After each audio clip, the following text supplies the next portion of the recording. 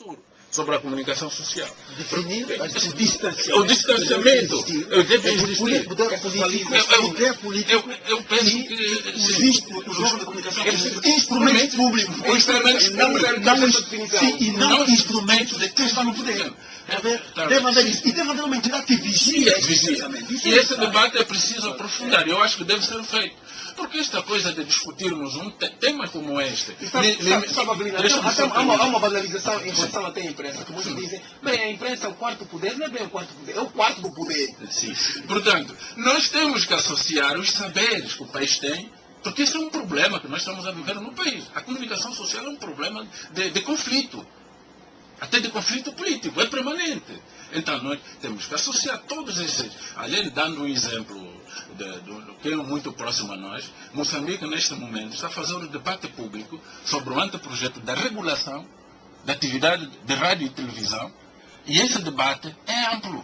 Tem as universidades, tem os acadêmicos, tem os deputados, tem os atores da sociedade civil, precisamente para permitir que o governo adote uma lei consensual, que não cria zonas cinzentas. Por exemplo, nós neste momento, se existir esse espaço de debate, nós vamos ter oportunidade, porque já encontramos na atual lei da imprensa zonas cinzentas.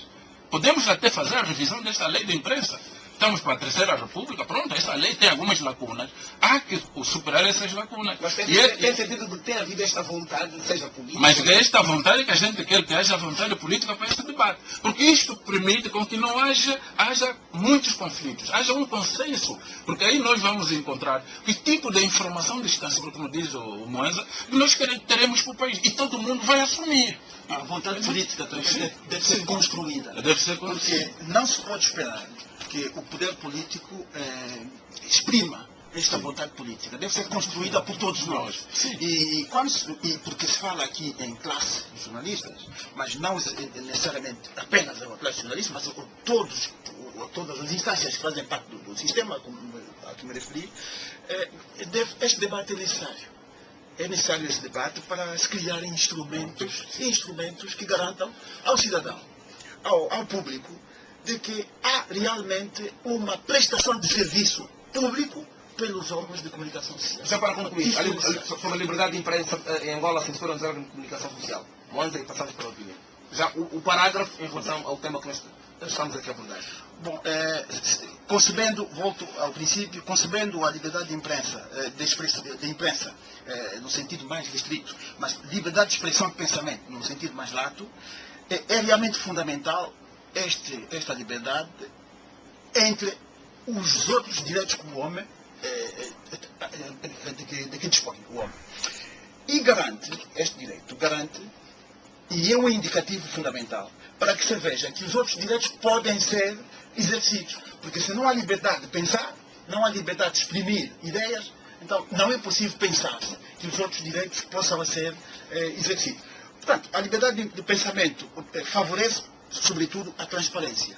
Por exemplo, se pode falar livremente sobre um determinado comportamento de um governante, porque deve ser sério o governante. É o caso, por exemplo, do Gordon Brown, que fez declarações, imediatamente a imprensa gravou e teve que pedir desculpas ao público. Está a garantir-se aí a seriedade na governação. Isto é importante. E também favorece a boa governação, não é? Porque se podemos exprimir livremente as nossas opiniões em relação à maneira como se governa, podemos permitir que as pessoas corrijam a maneira de governar o país. Isto é fundamental. E também garante a seriedade dos responsáveis das diferentes pastas do governo, não é? Isto é fundamental. Mas também é uma questão muito importante sobre a manipulação da imprensa. Olha, o jornalista tem a liberdade de apreciar e executar os princípios que governam a sua profissão. Mas, entretanto, as organizações, ou as chamadas ordens, têm de ter o papel efetivo de vigiar a maneira como se faz isso. Punir e corrigir. Mas isso depende muito do que propunha o meu colega Avelino. O debate sério para que se faça na sociedade um distanciamento em relação aos órgãos de comunicação social e o poder político. Não pode ser o poder político exercido dentro dos órgãos de comunicação social. Não pode, como ser feito. Então, falta aí instrumentos. E alguém tem de vigiar isso, não é? E a sociedade não está, às vezes, preparada para isso. É preciso que se prepare a sociedade. E, curiosamente, a própria imprensa é um instrumento para que isso aconteça. Este é um debate que vai continuar. A Fernanda Miguel, ouvimos o Manuel. Sim, eu acho que esta questão é nuclear. E eu acho que, no meu ponto de vista, estou de acordo com as reflexões do Moza, como conclusão, eu penso que o Executivo tem responsabilidades acrescidas, embora a sociedade civil é parte, em termos de pressão, para que alguns passos sejam dados. A liberdade de imprensa é fundamental para a formação da cidadania.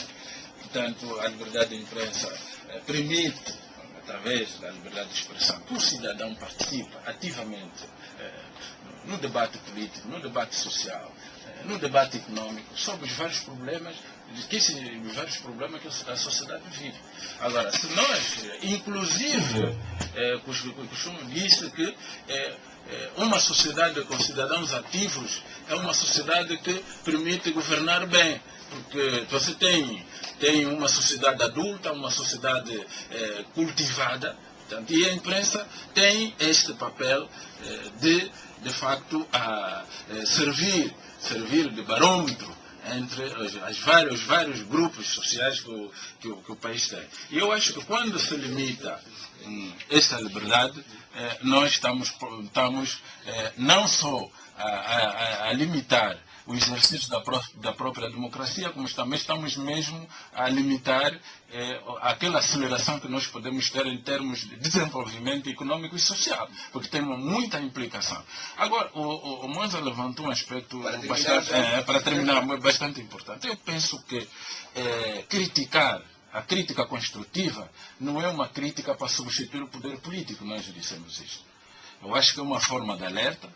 Inclusive, há alguns países, os próprios executivos, inclusive, criam observadores independentes que lhes fazem chegar o estado de opinião sobre a aplicação desta ou daquela medida. E eu penso que a comunicação social tem este papel de não só receber o posicionamento do governo em termos da apresentação de programas, mas também é preciso que as opiniões, tanto da sociedade, se reflitam em determinados posicionamentos que são tomados. Okay. E para terminar, ainda devo dizer, vou já terminar, em relação a essa questão que levantei do debate, eu acho que se nós estabelecermos os chamados anticorpos de vigilância, que permite que não haja instrumentalização política dos órgãos de comunicação social no seu conjunto, até nem precisamos ter um Ministério de Comunicação Social. Porque hoje em dia, alguns países não existem. Aparecem mais como ministérios de policiamento dos jornalistas do que de. Por isso, muitos países já abandonaram essa forma. Nem a lei. Não precisa haver lei de imprensa. Isso pertence ao passado. Eu acho que devemos. É a Constituição? Não, devemos evoluir. E depois a lei é limitativa. Não devemos ter com medo de que a imprensa vai entrar ali, porque existe legislação complementar. E esse exercício está estabelecido por lei. Não deve haver medo. Eu penso que os tribunais estão aí, se surgir qualquer problema. E nós não precisamos de uma máquina. É uma máquina tão grande que um ministério. Muitos países já abandonaram isso, inclusive Moçambique já não tem ministério. Obrigado, Abino Miguel. Obrigado, Manuel Moanza, por terem estado aqui hoje e concluirmos este tema sobre a liberdade de imprensa em Angola, a censura nos órgãos de comunicação social. É um tema que merece ainda muitos debates, vai levantar outras discussões e numa próxima oportunidade poderemos ter-nos aqui outra vez e abordarmos algo ligado, um tema ligado à nossa comunicação social ou a esta liberdade de imprensa que tanto nós estamos a conquistar. Ok, muito obrigado. Obrigado a todos aqueles ouvintes também que mandaram mensagens para nós, no caso do João do